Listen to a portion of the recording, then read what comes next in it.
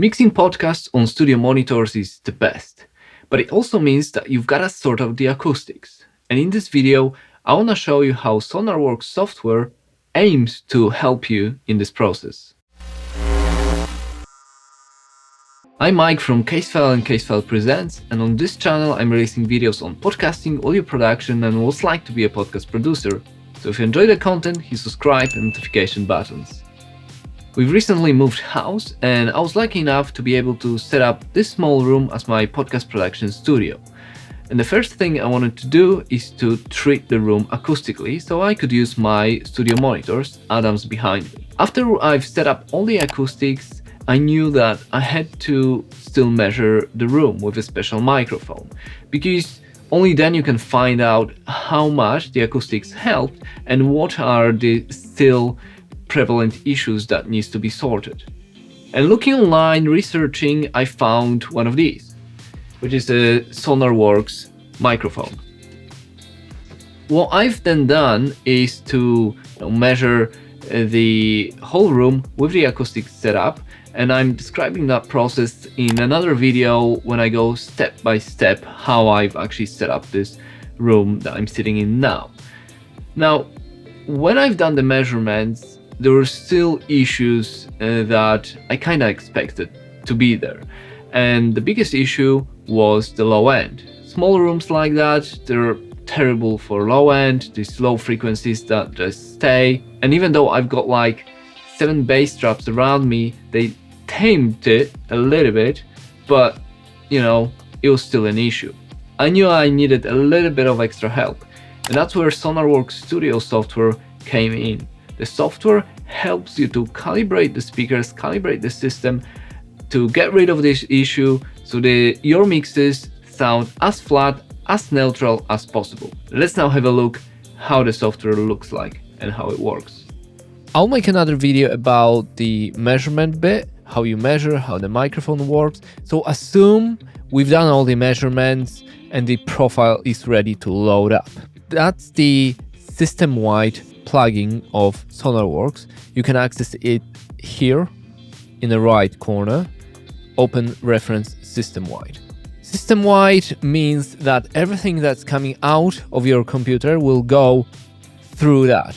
So if you're listening to music, watching some YouTube videos, it's gonna go through that. Now, we've done all the measurements. The first thing we've got to do is to load in our preset. That's where it happens. So we click on Add Preset, and then in the calibration profile box, you can either measure speakers or open profile. And the Sonarworks, it saves it in Sonarworks project. So I've already got mine, so I don't need to load it up. You set your output device and then the channels and then preset name as well. So I've got few here, and the one that I'm using for this room, it's called Acoustics 2. Let's switch the calibration off and the target as well. So what we're looking at first, and the most important, is the frequency response curve. So after the measurement of the room, of your speakers, that's what will come up. Well, not exactly this one, but some kind of frequency response curve. And in my instance, in my room, that's how it looks like. As you can see, there's loads of problems. First of all, it's really tiny room, so we know it's going to have a lot of low frequency buildup, and it shows there. About 80 Hz, you got nearly 5 dB, then you have a dip around 100 Hz, another huge peak here, another dip, and it kind of evens out. There's one big dip around 1 kHz, and then we're sloping down. You've got to understand that's not just the room, but also my speakers. I'm using Adam A5X speakers, and they are not perfectly flat. So you have the room and you have the speakers, and that is the sum of all these measurements. What Sonarworks does, because that's obviously not a great position to mix in, especially that area. So what Sonarworks does is it calibrates it to the point that if we switch off before, we end up with this. So a completely flat line, completely flat response, which then helps you with mixing, with mastering, and creating great podcasts. And how they do it is, let's switch that off. We switch before, and calibration, that's going to be a green lines. How they do it is by simple EQ. So if we have a dip, they boost. If we have a boost, they dip, they cut. And that's how it works. Also, see that we have 2 lines each, and that's for left and right speaker respectively. It's really interesting that they kind of measure differently. In my room, it's because even though I measured the equal distance from the walls, etc., still behind the right speaker there's a window and there's a gap there. Behind the left speaker there's a wall, so that's also going to make a difference, and I assume that's why they look a little bit different. Let's now have a look at the options. So first of all, we got our bypass. So we switch it off, switch it on, easy. And then we've got bass, boost and tilt. That's for people who are not happy with completely flat sort of sound, and you can tilt it how you like, both bass and higher frequencies. So I'm using it. We got predefined target curves. We've got couple here. Again, I'm not really using that. Then we got latency. We got filter for latencies. We got limit control. That's if like you really have bad acoustics, and you can limit how much they will actually add or cut. Listening spots, so you can adjust listening spot difference here as well, which is really cool. We got dry and wet signal, and that works like in any plugin. So 0 is just the sound as it was measured, and then as we slide up, you can see the calibration sort of going up as well. So 100% is 100% calibrated. Now the other two, let's switch the target off, are really interesting. Mono, that's, checking your sound in mono, which is one signal. You should be checking your mixes, how they sound in mono when you're working, when you're mixing your podcast, even if it's just a, stereo, even if it's just a couple of people speaking, even if it's just you speaking, you should check how it sounds in mono, if there is no phase cancellations, all that kind of stuff. And then we have safe headroom. So that's really interesting. And I like how they've done it because, look, they've boosted quite a bit. They've boosted a lot around here. They've boosted around here. Let's just leave the calibration. So you can see few boosts, and of course the higher frequency. Now, because they've boosted for quite a bit, they need to adjust the gain so your audio won't distort or saturate on your output. And that's the adjustment. And when the safe headroom is on, you cannot go up. So I can go down, but you cannot go above minus 5.8, which I assume is the maximum they've boosted, probably around there. When we switch that off, then we can drive it up to 0. But then obviously you're going to hear some distortions, so you've got to have that on. What's interesting is when you've got the bypass, it's not going to affect the gain reduction.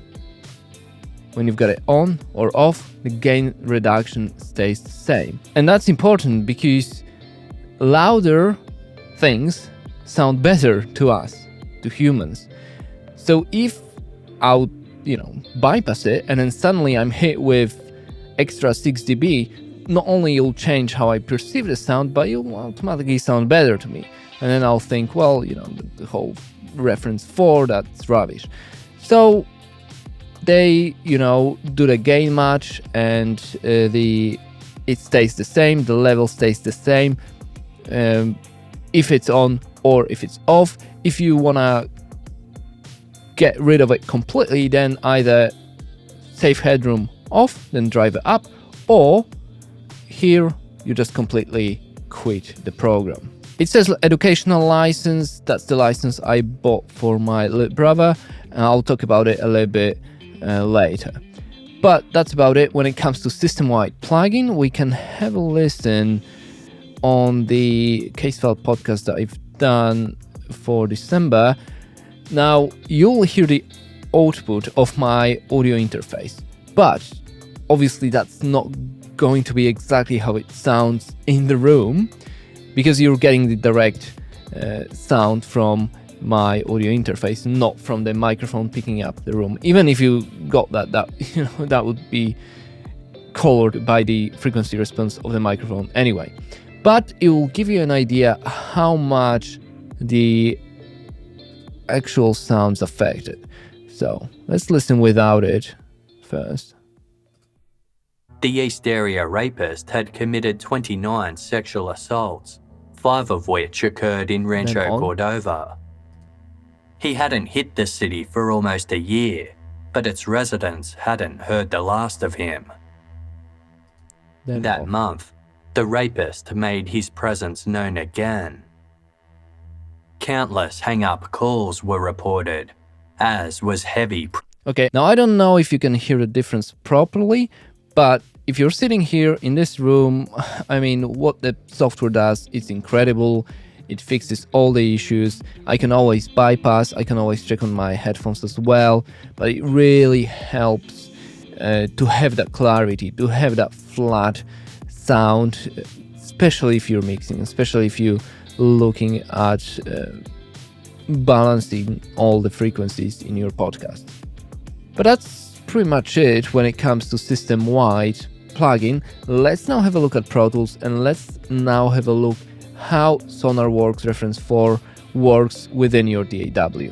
Okay, so we are now looking at my Golden State Killer Part 6 session in Pro Tools. We've got it all set up, we're mixing now, and I want to use Sonarworks. How we do it is we've got to plug it in at the very end of the signal flow.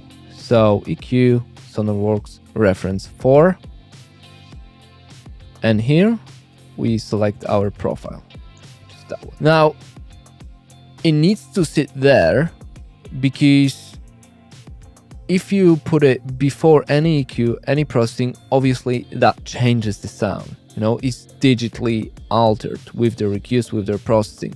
So it needs to be at the very, very end of your signal flow. The options are the same. So we got our bypass, we got bass, boost and tilt, predefined target curve, safe headroom, mono, all of that. We've got it here. Now, when we're listening to the young newlyweds were gunned down while out on an evening walk. Bypass.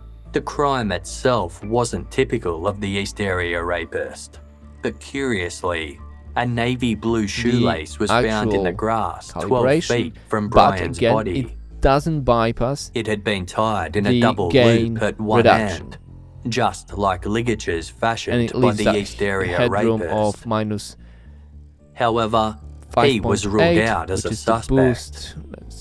Although the rapist had threatened to kill his victims many times, he had never followed through with it. 5.8. As far as Sacramento County Sheriff's detectives were concerned, the East Area Rapist was not. So that's important. If we bypass, obviously you need to bypass in your plugin. Okay, so, we have our calibration enabled. That's fine.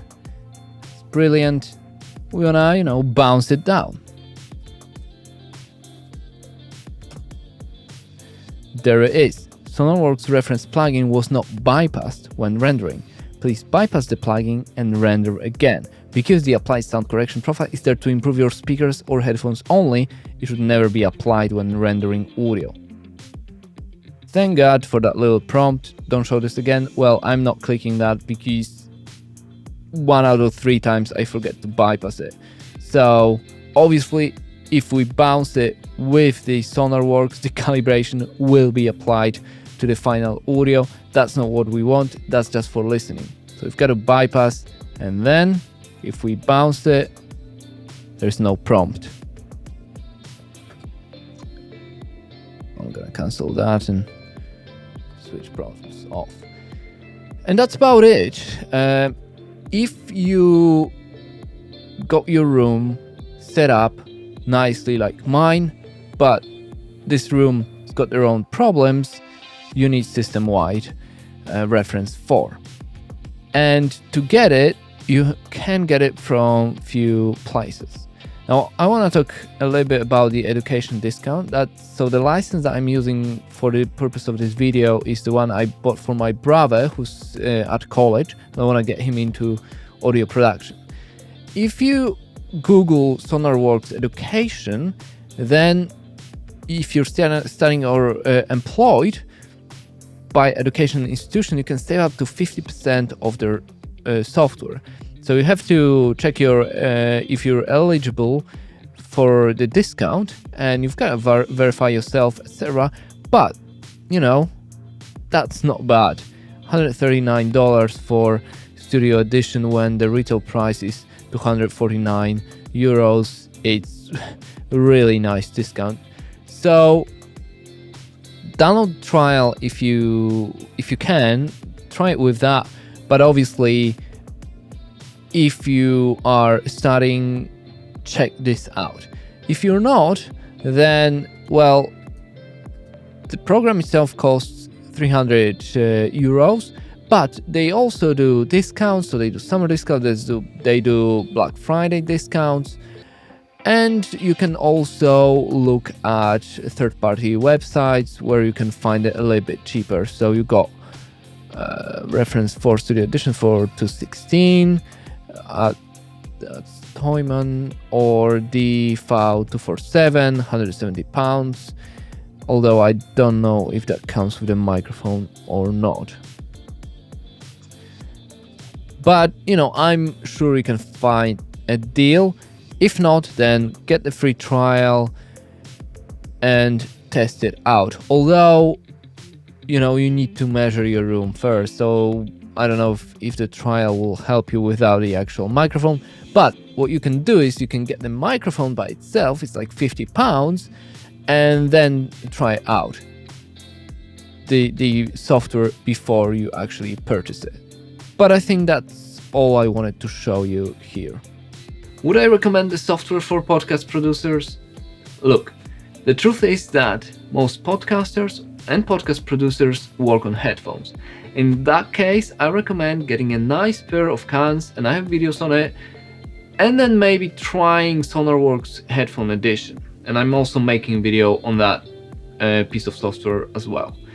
Now, even if you get a pair of nice studio monitors and your room is not acoustically treated, it'll be very difficult to utilize them on your mixes. I had these Adams for more than 9 years, and it's only now that I can properly use them for my mixes for my podcast production work. I also wouldn't use Sonarworks software in an untreated room as a solution, because it's not a solution for bad acoustics. It's a tool to solve some acoustic problems in a room like that, or the room that you've already treated with acoustic panels. But if you have a nice pair of studio monitors, if you're able to sort out the room the way you want it to and want to get it to the next level, then it's a no-brainer. I'm glad that I'm able to improve my room, which, even though it's acoustically treated, was far from perfect. But that's it for today. I'm Mike Migas. Thanks for watching. If you want to learn more about podcasting, check the rest of my channel or my website, mikemigas.com. For now, share, like, or subscribe, and I'll see you later.